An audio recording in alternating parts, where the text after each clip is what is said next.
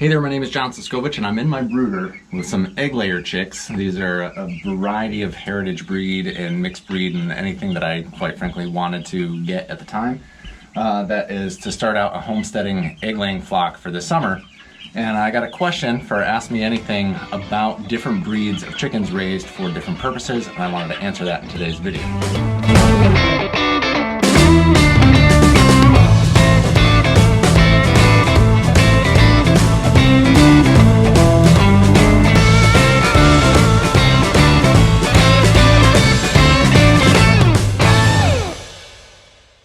So I got a question from Darwin. I'm gonna just skip your last name, Darwin, I'm sorry. I think in general, I'm just gonna say people's first names. We're gonna go with that as a policy. Darwin lives in Saskatchewan, Canada, and he's growing out his Cornish cross to like 8 or 10 pounds, I'm guessing live weight, and have no problem with dry meat. So the meat quality you get from an older bird, he doesn't seem to bother him, or I guess his family or customers. And was wondering about heritage breeds birds for raising for meat. What are some of the factors that go into that decision? The pros and cons of heritage breeds: less meat, longer growing times. Thanks in advance for your answers, Darwin. So I've raised a number of different chickens. I've raised obviously a whole bunch for egg layers, and then Cornish cross and the Freedom Rangers for meat. And I've researched and grown a little bit the dual purpose birds for meat, and I have some pros and cons on both. Now, if you are raising a dual purpose bird, if you try to do too many things, you're not going to do anything really well. And that could be okay if that's the balance you're going for. Like if you're going for, I got to stand up. If you're going for dual purpose birds for both meat and eggs, you're not going to get a ton of eggs and you're not going to get a ton of meat. And if you're raising heritage breed birds for meat, I would say, all right, if you're not trying to make it a financially viable part of your farm. You're going to have those birds for a long time. These birds have a smaller frame.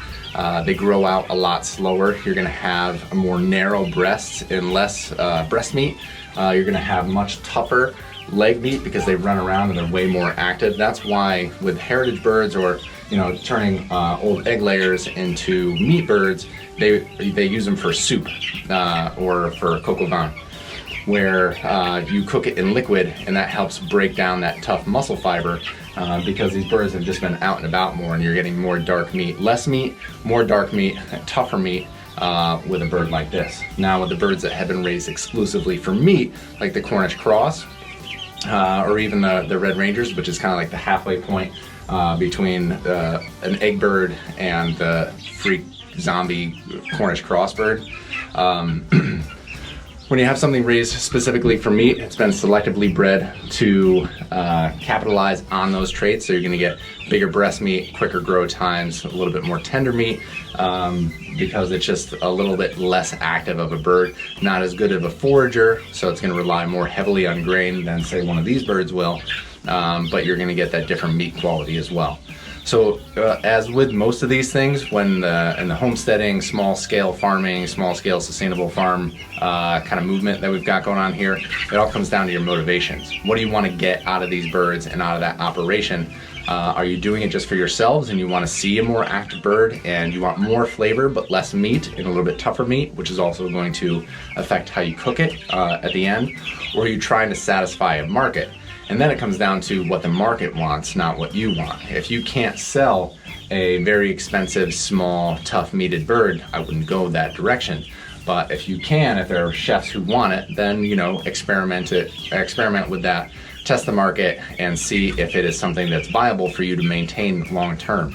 You have to get out of your farming venture what you want to get out of it. It has to work for you above all else. You don't ever want to sacrifice animal welfare, plant welfare, or human welfare and all that.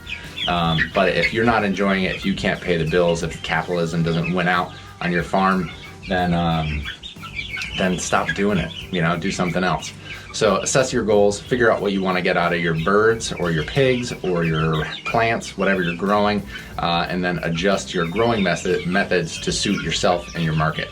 That would be my advice there. So Cornish cross and stuff, gonna grow a lot faster, gonna have a lot more meat, gonna have a different meat quality. more heritage breed or dual purpose birds are going to grow a lot slower. You're going to get a lot less meat, you're going to get more dark meat, but it could be arguably more flavorful. It all comes down to where you want to market it, how you want to market it, and quite frankly, how good are you at selling a tough chicken.